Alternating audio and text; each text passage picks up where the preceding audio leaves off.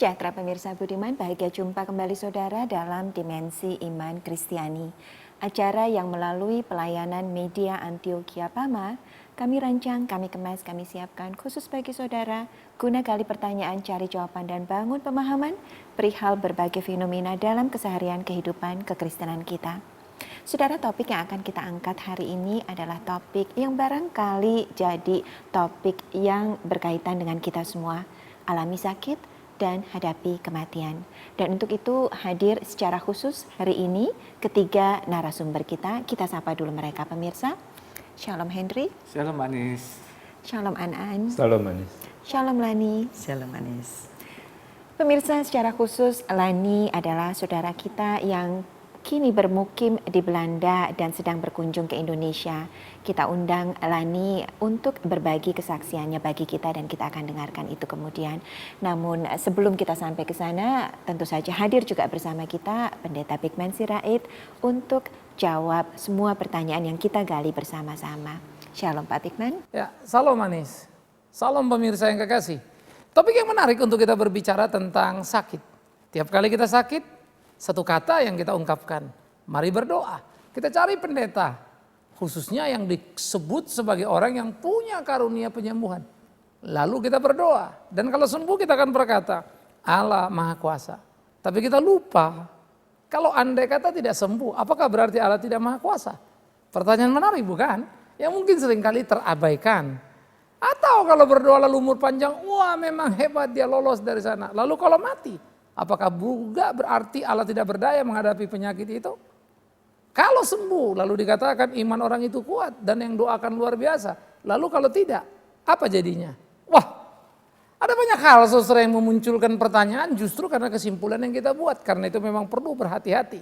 Karena tidak menjadi penting berapa sakitnya Anda, tapi bagaimana sikap iman menjalaninya. Itu yang harus kita perhatikan. Namun sebelum lanjut, kita akan berdoa dulu. Silakan Pak Anan untuk berdoa. Tuhan Yesus, terima kasih Tuhan atas kesempatan untuk berbincang-bincang mengenai sakit dan kematian Tuhan. Biarlah perbincangan kami menjadi sesuatu yang berguna untuk kita semua. Jadi dalam nama Tuhan Yesus kami telah berdoa dan mengucap syukur. Amin. Amin. Saudara-saudara, di dalam 2 Korintus pasal yang keempat. 2 Korintus pasal yang keempat ayat 16 sampai 18 dikatakan demikian. Sebab itu kami tidak tawar hati. Tetapi meskipun manusia lahiria kami semakin merosot, namun manusia batinia kami dibaharui dari sehari ke sehari. Sebab penderitaan ringan yang sekarang ini mengerjakan bagi kami kemuliaan yang kekal, yang melebihi segala-galanya. Jauh lebih besar daripada penderitaan kami. Sebab kami tidak memperhatikan yang kelihatan, melainkan yang tidak kelihatan. Karena yang kelihatan adalah sementara, sedang yang tak kelihatan adalah kekal. Kental, jelas, Paulus berkata di sana. Sebab kami tidak tawar hati, tetapi meskipun manusia lahirnya kami semakin merosot. Dia berbicara tentang kesehatan yang semakin tidak membaik. Dia berbicara tentang usia yang semakin menggerogoti karena makin tua. Rasul saudara sadar betul manusia akan bertambah tua dan akan mati. Rasul khususnya dalam hal ini Petrus memang juga kita tahu bagaimana Tuhan memberi kepada dia duri dalam tubuhnya yang sangat menyakitkan. Entah penyakit apa gerangan, tidak tahu yang pasti, tapi yang pasti itu sangat mengganggu. Oleh karena itu saudara, apa yang dialami oleh Paulus adalah sebuah ironi kalau kita perhatikan dalam kisah. Mengingat dia orang yang melayani Tuhan dengan luar biasa, tetapi kemudian tubuhnya merosot dalam kesehatan juga secara luar biasa. Lalu mengalami sakit yang juga luar biasa. Berkat Tuhan kah? Jawabannya jelas ya. Dan kita menemukan keunggulan. Di tengah kesulitan dan sakit yang luar biasa, justru Paulus menunjukkan kualitas keimanannya. Itulah harusnya kita sebagai orang percaya. Karena itu apa yang dikatakan ketika ada pemerosotan dalam tubuh lahiriah tadi, Paulus mengatakan bahwa manusia batinia kami diperbaharui dari hari ke hari. Pengalaman melewati sakit, pengalaman melewati kesulitan di satu pihak membuat kerohanian ini terus meningkat, saudara. Paulus pernah berkata, seringkali kami terjepit tetapi tidak binasa, kami kehabisan akal tetapi tidak putus asa. Wow, hebat sekali. Ada berbagai kesulitan yang dihadapi, berkali-kali dicampur, didera, diuber-uber seperti penyamun, belum lagi sakit tadi. Tapi dia tetap tegar. Oleh karena itu Paulus pula yang mengatakan hidup adalah Kristus, mati adalah keuntungan. Paulus pula yang berkata kemanapun kami pergi, bau kematian Kristus menyertai kami. Oleh karena itu mari kita menghadapi sakit itu bukan sebagai malapetaka. Anda orang percaya. Ada yang paling penting dari sana dikatakan apa? Penderitaan kita yang sekarang ini ringan dikatakannya. Itu mengerjakan bagi kami justru kemuliaan kekal yang melebihi segala-galanya. Jauh lebih besar dari penderitaan. Sehingga penderitaan harusnya menjadi batu loncatan untuk mengalami kemuliaan. Nah ini sikap iman yang harus dibangun secara personal pada diri tiap kita. Karena itu dikatakan oleh Paulus, kami tidak memperhatikan yang kelihatan. Artinya tidak terikat di sana. Tapi kami memperhatikan yang tidak kelihatan, terikat ke sana. Artinya dia tidak terikat kepada soal tubuh yang sakit, tapi dia terikat kepada kemuliaan yang menanti. Wah hebat sekali ya. Sehingga tubuh yang sakit dijalani dengan kemerdekaan yang luar biasa. Karena ada penantian yang besar sebagai orang percaya. Saya pikir inilah sikap iman yang seharusnya kita bangun, saudaraku yang kekasih. Dan biar ini mengajarkan kita bertumbuh untuk menyikapi kalau kita atau keluarga kita, orang yang kita cintai, atau mungkin anak kita, yang kita anggap masih muda belia, harapan dan seterusnya, sedang dalam terkondisi yang berat, sedang sakit yang sulit, demi Tuhan yang hidup. Jangan menggugat Tuhan, dan kemudian hilang percayamu. Tapi bangun dan pandanglah ke depan. Nanti akan ada sebuah kesaksian yang menarik yang bisa kita dengarkan bagaimana memahami akan kebenaran janji Tuhan. Bahwa itulah hidup orang yang percaya kepada Tuhan menghadapi sakit di dalam hidupnya. Saya pikir itu Anis yang menjadi penting bagi Terima kita. kasih Pak Beckman. Lani, terima kasih sudah hadir bersama kita jauh-jauh dari Belanda. Kita barangkali tahu bahwa Lani baru saja ditinggalkan suami tercinta.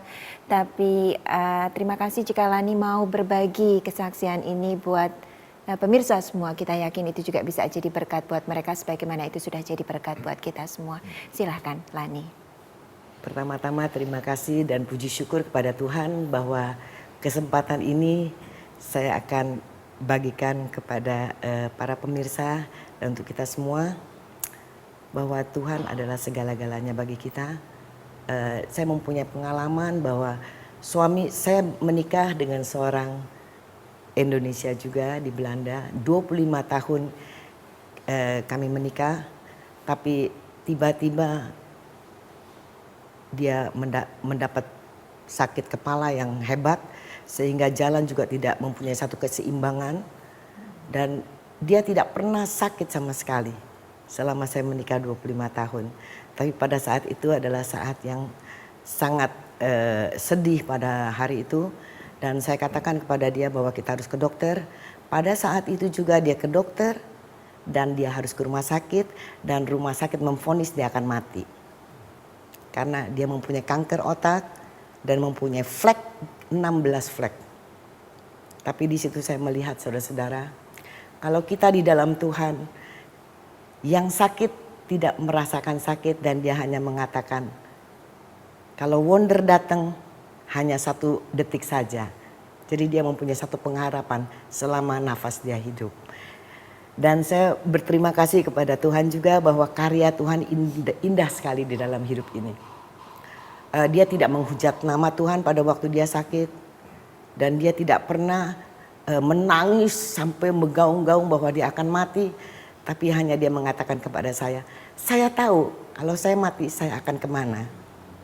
Dan terima kasih juga kepada Tuhan bahwa Tuhan mengatakan di dalam firman-Nya bahwa berbahagialah orang yang berduka cita dan dia akan dihibur. Di situ saya merasa berbahagia sebagai anak Tuhan bahwa kebahagiaan penghiburan hanya dari Dia. Terima kasih. Terima kasih Lani. Henry, Anne, mudah barangkali buat kita untuk memahami apa yang juga Pak Beckman bagikan pada kita bahwa mati adalah keuntungan. Tapi tidak terlalu mudah buat kita barangkali ketika kita berada pada posisi Lani untuk kemudian mengatakan mati adalah keuntungan. Ada yang Henry dan Anne mau bagi mengenai hal ini? Sakit saya pernah mengalami yang namanya sakit yang sesuatu yang untuk saya belum pernah alami gitu ya, tetapi pernah jadi saya alami satu kali sehingga saya berbicara sama istri saya sebelum aku mau tidur sendirian. Karena pada waktu itu kaki saya udah merasa dingin, terus menjalar sudah sampai ke perut. Ya. Dan saya tahu ini terus akan menjalar gitu ya. Saya jadi ingat apa yang pernah saya pelajari dulu, yang namanya dying while living, mati selagi saya hidup gitu ya. Bahkan saya teringat Paulus katakan, aku menghadapi maut setiap hari. Nah, dulu saya alami hal itu dan bahkan saya latih kematian itu. Tetapi pada waktu itu betul-betul datang secara alami, bukan karena experience gitu ya. Saya alami sendiri, aneh memang. Tidak ada rasa khawatir. Tapi di situ yang saya lakukan justru besar sekali keinginan untuk memang dekat sama Tuhan. Nah ini yang aneh, bahkan saya katakan sama istri saya, biarkan aku sendirian, artinya biarkan aku berhubungan dengan Tuhan. Ya. Nah pada waktu saya berdoa ya, artinya berbicara dengan Tuhan, kemudian yang saya rasakan apa? Badan saya hangat kembali. Hangat kembali dan kemudian saya rasa segar. Ya, memang saya mengidap satu penyakit ya. Dan itu memang menyerang saya luar biasa pada waktu itu ya. Sakit yang luar biasa, tapi tidak pernah saya tunjukkan juga ke istri saya maupun anak-anak saya ya. Tetapi memang dekat Tuhan itu luar biasa waktu kita mengalami sakit itu maupun menghadapi kematian itu sendiri. Itu pengalaman kecil yang saya alami. Henry, ada yang mau ditambahkan barangkali? Saya coba menambahkan sedikit. Kalau saya tidak mempunyai pengalaman seperti An atau seperti Bu Lani. Namun begini, kalau tadi saya menangkap kesan seolah-olah ya mati itu hal yang biasa. Tapi pada saat kita menghadapi ini tentu hal yang berlainan kan. Pada waktu kita menghadapi hal-hal seperti ini. Nah pertanyaannya adalah tadi Pak Pendeta juga mengatakan bahwa yang penting adalah kita matinya kemana. Kalau gitu, buat apa kita khawatir dengan sakit? Kalau gitu kita sakit, kita nggak usah obatin aja, biar kita mati. Atau kita mempunyai suatu pengharapan. Apakah itu pengertiannya, Mbak? Dan barangkali ini pertanyaan yang juga tidak boleh siapapun di antara kita pikir mengada-ada, karena faktanya memang sebagian dari kita yang menyebut dirinya umat Kristen berpandangan demikian kan, bahwa upaya untuk mencari alternatif pengobatan misalnya adalah upaya yang memasuki wilayah Tuhan, karena sakit itu bukan sesuatu yang perlu kita sikapi dengan kepanikan luar biasa, dan obat sebetulnya bukan sesuatu yang seharusnya kita jadikan solusi buat penyakit yang kita hadapi. Pak Rikman. Apatis dan realistis saya kira itu beda sekali. Juga kita tidak boleh jadi skeptik. Meragukan itu lalu kemudian bilang udahlah. Lalu kemudian kita menjadi apatis terhadap kehidupan, ya udah mau mati-mati itu nanti ketemu Tuhan. Yang menarik Alkitab adalah menyuruh kita bertanggung jawab atas kehidupan. Berjuang menjaga sebaik mungkin, tetapi ujung yang berbau kematian tidak perlu menjadi ketakutan. Nah, ini yang menarik. Kenapa? Karena ketika kita berusaha untuk sehat dan hidup, tentu kita nggak rela mati dong. Nah, itulah dilemanya kan. Maka kalau orang berobat kan bukan untuk mati, pasti untuk tetap hidup, tapi tetap juga mati. Kalau dia terikat pada semangat tadi berobat untuk hidup, sehat, pasti dia nggak bisa terima mati. Tapi dia akan mengerjakan itu sebagai bagian tanggung jawab dia terhadap tubuh dia. Tubuhmu adalah bait Allah, kita mesti urus itu. Tetapi ketika dia juga menghadapi kematian, dia juga memahami itu sebagai panggilan Tuhan yang terakhir dalam hidup dia, dan dia terima itu. Nah, inilah keunggulan kekristenan. Sehingga kita tidak diajak menjadi ekstrim tadi. Memang ada ketakutan nanti kebahayaan kan. Kalau kemudian orang Kristen jadi apatis, sudahlah mau mati-mati, mau apa-apa, terserah Tuhan gitu kan. Hanya nggak tanggung jawab lah, gitu kan sama aja kalau nanti dia yang kerja juga mau cari makan apa enggak, terserah Tuhan lah, Tuhan kasih rezeki, burung aja dipelihara. Masa aku enggak gitu ya, lalu enggak kerja. Karena Alkitab juga mengatakan celakalah ke orang malas, suruh belajar sama semut kan gitu. Lalu Tuhan juga berkata orang sakit perlu tabib. Ya, orang berdosa perlu juru selamat dan seterusnya. Nah, maka di dalam hal ini tanggung jawab Kristiani yang muncul di dalam gugatan terhadap hidup keimanan kita bagi saya memang jadi sangat menarik sekali. Nah, inilah Kristen, gitu ya. Nah, jadi saya pikir ini menjadi konsentrasi kita. Nah, apa yang dikatakan misalnya oleh Lani tadi adalah the true story kan, bukan sebuah kisah kalau, ini bukan sebuah khotbah kan begitu. Tetapi apa yang dialaminya. Nah jadi saya pikir ini menjadi penting bagi kita. Nah sama seperti apa yang saya alami, saya juga sakit begitu. Tetapi kenapa? Saya urus sakit saya pergi check up, saya berobat. Saya makan obat yang harus, saya latih diri saya sebagaimana harusnya menurut dokter. Yang mengerti bidang medis. Tapi kalau kemudian nggak berhasil gimana Pak? Itu bukan urusanku. Urusanku berobat. Umur panjang berapa urusan Tuhan itu not my business gitu. Tetapi saya juga akan dimarahi oleh Tuhan kalau sudah dibilang sakit, masih nggak ngurus diri. Nah kan begitu ya. Ya, Pak Bigman, Alkitab ini kan syarat sekali dengan pengajaran pada kita bagaimana Tuhan hukum manusia yang berulah dengan penyakit. Kemudian barangkali itu terbawa oleh sebagian besar dari kita bahwa penyakit Tuhan pernah dan acap pakai untuk menghukum manusia. Lalu entah dengan Lani atau dengan almarhum Robi Yalani, barangkali kebanyakan dari kita akan ketika sakit, apalagi sakit sesuatu yang terminal seperti yang barangkali almarhum Robi alami, jangan-jangan salah satu pertanyaan pertama yang diajukan pada dirinya sendiri adalah apa yang salah saya lakukan sehingga Tuhan menghukum saya demikian. Bagaimana Pak Bigman? Saya pikir ada satu kisah yang menarik sekali, yaitu kisah Yohanes pasal 9 kan. Ada orang buta sejak lahir. Pertanyaan para murid adalah persis yang kita tanyakan tadi. Dosa siapa itu guru? Ya. Dia? Bukan. Ya. Bapaknya? Bukan. Mamanya? Bukan. Lalu dosa siapa? Yesus jawab gini, supaya Tuhan dipermuliakan. Ya. Maka syoklah murid-muridnya. Karena memang mereka sudah dijebak oleh pemahaman dualistik. Sakit dikutuk Tuhan, sehat diberkati Tuhan. Betul. Miskin dikutuk Tuhan, kaya diberkati Tuhan. Ya. Sampai sekarang. Terlalu Ya. banyak khotbah yang seperti itu. Ya. Ya, khotbah dari zaman PL yang dualistik yang dikritik oleh Yesus, diperbaiki oleh Yesus, tapi masih berantakan udah 2000 tahun kemudian. Ini sebetulnya sangat memalukan ini, menunjukkan gereja tidak pernah bisa belajar penuh. Ya. Nah, jadi akibatnya saudara yang kekasih di sini kita juga bisa lihat Ya. bagaimana kegagalan mereka ini untuk memahami itu, terutama murid-murid ini. Ya. Ternyata orang yang sakit dipermuliakan. Apa yang terjadi? Orang ini buta sejak lahir, tapi kemudian dia menjadi melek kan? Karena Tuhan membuka matanya oleh kuasa Tuhan.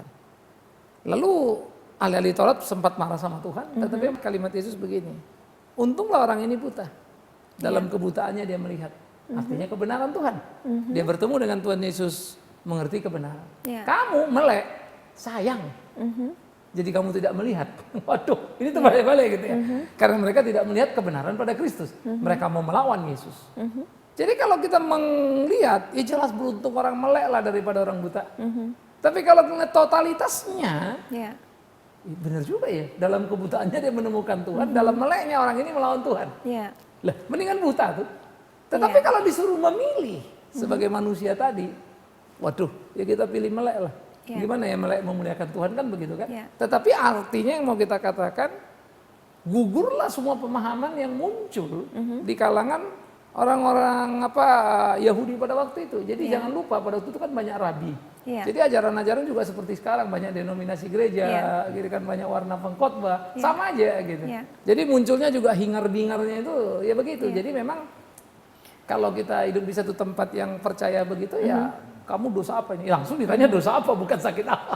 Pak, sorry, silakan. Ya. Ini apa yang dikatakan oleh Pak Bigman tadi adalah dengan penyakit ini maka nama Tuhan dimuliakan. Namun sebaliknya Pak, dalam kasus nyata juga kita bisa temuin bahwa misalnya seorang hamba Tuhan memang dalam kehidupannya dia sudah melakukan seperti yang penyakit tadi yang dialami oleh orang buta itu. Nah, kenapa yang hamba-hamba Tuhan yang hidupnya memang benar dan memuliakan nama Tuhan dalam kehidupan kesehariannya dia bisa mati muda juga Pak. Artinya nah Pak, ini kan sesuatu yang kayaknya nggak balance Pak. Ya, mungkin dalam bentuk lain pertanyaan yang sedikit berbeda tapi sebetulnya serupa Pak Bigman. Tentu saja dalam kasus orang buta yang dicelikkan, kemudian kasusnya Ayub, mudah benar buat kita untuk pahami bahwa itu Tuhan izinkan agar nama Tuhan dimuliakan. Lalu bagaimana kita mau mengatakan itu dalam kasus di mana yang buta tidak dicelikkan dan yang sakit kemudian tidak disembuhkan? Oke. Jangan bilang yang sakit tidak disembuhkan, yang sembuh disakitkan. Lah, kalau yang buta tidak dicelikkan, yang sakit tidak disembuhkan, nah itu mah judul biasa. Apakah kemudian Tuhan tidak adil karena itu? Harus hati-hati. Tapi Paulus yang sehat disakitkan. Tuhan membiarkan duri, dalam tubuhnya sakit yang luar biasa. Lalu Paulus berteriak loh, Tuhan sakit cabutlah. 3 kali. Artinya kan serius banget begitu ya. Paulus kan bukan tipe orang cengeng. Dengan serius dia memohon, dengan serius pula Tuhan berkata cukup. Kasih karuniaku bagimu. Lah Paulus doain orang sakit sembuh. Eutiko jatuh malah udah nggak bernapas, doain lagi sembuh. Hidup lagi kan gitu ya. Apakah itu mati suri atau apa. Tetapi yang menjadi menarik adalah kenapa dia sendiri sehat jadi sakit ya. Tapi kalau kita baca di atasnya, maka Tuhan mengizinkan iblis itu mengecoh ada satu duri sakit yang luar biasa begitu pada diri Paulus supaya Paulus apa? Enggak sombong. Ya. Loh, baru kita baca. Pertanyaan Henry menarik tadi. Kita melihat dari luar, kok Tuhan gitu ya, Tuhan kan baik. Pelayanannya jujur, hebat, luar biasa. Tapi bagaimana kita tahu? Memang kita gelisah. Saya agak khawatir kalau hamba Tuhan itu malah tersenyum melihat kita gelisah lalu dia bilang, kamu nggak ngerti. Justru ini yang bawa saya makin dekat sama Tuhan. Memang kita yang ngelihat itu merasa ya. Karena saya juga bisa memahami itu karena saya dalam posisi seperti itu. Saya sendiri pernah bertanya, loh aku ini mau lagi nih melayani Tuhan, mau lebih gigih. Tapi kenapa klep saya bermasalah? Ini saya bukan masalah pembuluh misalnya. Bukan masalah makan minum yang salah, bawaan lahir. Bagaimana saya mau ngatur? Mestinya kan Tuhan kasih yang bagus dong. Apalagi saya untuk melayani dia ini perlu energi nih. Jadi kayaknya kontras dengan energi yang dibutuhkan justru dengan pompa jantung yang lemah akibat klep tadi. Jadi kayak ini gimana sih ya, kalau kita bilang kita mau melayani pakai kaki, kakinya diambil. Iya, jadi maksud saya misalnya kondisi Bapak seperti itu, wajar dong kalau Bapak istirahat, buat apa melayani Bapak kemana-mana, melayani Tuhan kemana-mana. Betul, wajar kalau kita bilang istirahat, tetapi tidak wajar ketika kita menjadikan alasan itu berhenti melayani. Maka melayani dan istirahat itu 2 hal yang berbeda. Itu dia. Sehingga istirahat adalah mengatur waktu dengan baik. Ya kan kita nggak ada satu istirahat 24 jam misalnya, toh ya. Tetapi jangan menjadikan itu excuse. Nah, itulah mengisi hidup dalam sakit tadi. Cuman kalau kemarin misalnya bisa 7 kerjaan, sekarang terpaksa 5 dah. Mau diapain? Nggak kuat lagi semuanya. Kalau dulu mah 7 jadi, itu 8 jadi 10 oke gitu. Sekarang 5, mulai turun 4, 3 misalnya gitu kan. Ada semacam penurunan gradasi karena kondisi tadi. Tetapi pemahaman terhadap 3 dan 5 tadi dan 10 tadi beda loh kadang. Sehingga pemahaman 3 ini adalah, aduh untung masih bisa 3 karena sakitnya luar biasa. 10, wah aku masih kuat. Judulnya udah lain loh. Hebat gak? Tapi waktu 10 orang bilang, oh hebat loh 10. Tapi buat kita 3-nya yang hebat. Iya. Pak Bigman tadi angkat buat kita mengenai Rasul Paulus dengan duri dalam dagingnya. Pak, Alkitab sama sekali tidak bercerita pada kita upaya Rasul Paulus untuk mencari obat-obatan untuk mengobati daging. Artinya penekanan Rasul Paulus buat kita semua adalah bagaimana karya Tuhan dia ingin bagi dengan kita lewat duri dalam dagingnya. Kalau kita ingat juga Tuhan Yesus dalam hampir semua karya penyembuhannya, semua barangkali karya penyembuhannya juga tidak mengandalkan obat dalam proses penyembuhannya. Saya jadi teringat pada almarhum Robi ya, Lani, ketika vonis dokter diberikan, Robi dikatakan hanya memiliki beberapa bulan dan dokter pun putuskan untuk tidak lakukan pengobatan selain untuk mengurangi penderitaan rasa sakit dari Robi sendiri. Entah pergumulan Lani pada saat itu apa, tapi pertanyaan yang ada pada diri saya pribadi adalah kapankah upaya untuk mengobati penyakit kemudian dianggap memasuki wilayah Tuhan yang mengizinkan sakit itu terjadi pada Sederhana diri sih, kita. yang pertama kan ada hitungan medis. Kalau medis sudah bilang harapan tipis, itu pengetahuan. Kalau memang Tuhan mau kasih umur panjang, dengan sakit, rasa sakit ditahan bisa panjang. Ya, itu bisnis Tuhan. Tapi kan kita bisa mengukur diri kita kan. Kita nggak bisa mengukur Tuhan. Tapi kita bisa mengukur kemampuan kita. Nah, yang paling repot kalau orang sudah kolaps, sudah apa, dikasih mesin, dikasih apa. Akhirnya hiduplah orang dengan mesin pompa itu. Bayarlah tiap hari. Seringkali menurut saya juga jadi akhirnya banyak rumah sakit yang jahat dalam tanda petik. Katanya mau nolong tapi uang yang keluar terus dan akhirnya terjadilah pemiskinan. Sementara yang ini bernapas karena pompanya, cabut pompanya mati udah. Nah ini juga etika di dalam kedokteran agak beda kadang-kadang antara barat sama timur ya. Jadi kalau barat yang sudah dewasa udahlah. Padahal dokter itu sama dengan hilang rezeki dulu. Hilang revenue ya Pak. Saudara sebetulnya ingin lebih lama lagi bersama saudara dengan lebih banyak lagi pertanyaan, namun waktu tetap batasi kebersamaan kita. Tetap setia jelang episode Dimensi Iman Kristiani berikutnya yang memang kami siapkan khusus bagi saudara dengan harapan sudah dan senantiasa akan berkati kita semua. Kita syukuri iman Kristen kita saudara. Kita minta Pendeta Bigman Sirait pimpin kita akhiri jumpa kita. Saudara yang kekasih, sebentar Lani akan berdoa untuk kita. Ya, tetapi ada satu hal yang menjadi penting untuk kita pahami bersama. Kita bisa mengukur diri kita, tapi jangan sekali-kali mengukur Tuhan kita. Kita bisa menguji diri kita, tetapi Tuhan bukan objek untuk kita uji. Percaya kepada Dia dan kita belajar dalam hidup keberimanan kita. Sakit, berusahalah untuk sembuh. Tapi kalau tidak, jangan pernah kecewa. Jangan gugat Tuhan atas sakitmu. Tapi belajar memahami apa kehendaknya di dalam hidupmu. Kesaksian Lani menjadi sangat indah saudara. Dan saya harus mengatakan kagum kepada sikap yang dijalani oleh suaminya Robi. Bagaimana menanti hari-hari dalam kedaulatan Allah. Kalaupun aku harus mati, aku tahu kemana aku pergi. Bukan sebuah penyerahan yang bodoh, tetapi justru sebuah bijaksana yang luar biasa. Selamat menemukan iman sejati. Minta Lani untuk tutup dalam doa. Bapa di surga, Bapa yang kami kenal di dalam nama Yesus, terima kasih untuk saat ini Tuhan. Saat yang indah, saat yang kami rasakan sukacita di dalam Engkau Tuhan. Sehingga kami dapat memuliakan nama-Mu di setiap saat dan di setiap waktu Tuhan. Terima kasih Bapa untuk pimpinan-Mu pada hari ini. Dan terima kasih kemurahan-Mu lebih daripada hidup untuk kami Bapa.